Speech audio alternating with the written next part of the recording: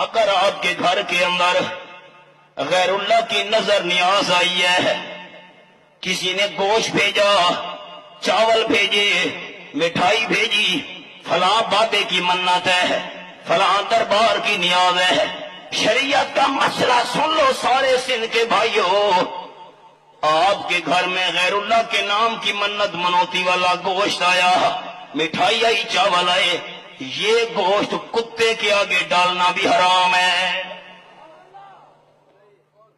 کیا کہہ رہا ہوں؟ ذمہ داری سے کہہ رہا ہوں، سن لو۔ یہ قرآن کا حوالہ 4 مقام ہیں، میرے پاس وقت نہیں ہے، ایک مقام کی تلاوت کر رہا ہوں۔ سورت کا نام سورت المائدہ۔ اللہ فرماتے ہیں حرمت علیکم المیتہ والدم ولحم الخنزیر وما اہل لغیر اللہ بہ۔ قرآن کھولا ہوا ہے، آیت نمبر 3، جو جانور حلال ہے، بکری، گائے، بھینس، خود بخود مر جائے حرام ہے، ذبح نہیں کر سکے، مر گئی۔ نمبر 2، الدم، ذبح کرتے وقت جو خون نکلتا ہے، دم مسفوح، یہ پہلے سے بڑھ کر حرام ہے۔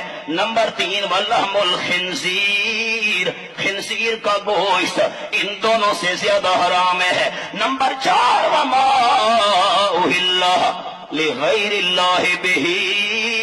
2 مسئلے سنانے ڈاکٹر صاحب کا سٹیج۔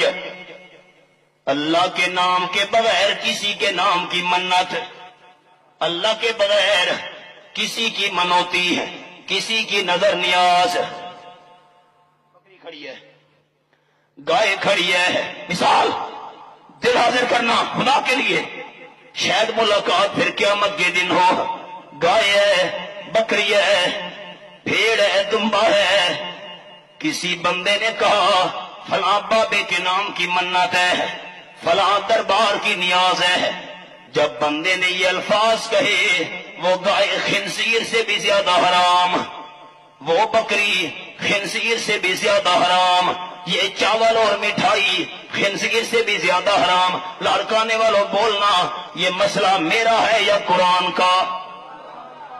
آپ کو شک ہے میرا مسئلہ یا قرآن کا؟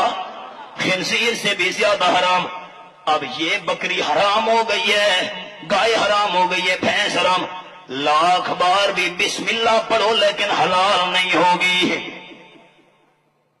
سن رہے ہو؟ چپ کر گئے ہو؟ شک تو نہیں؟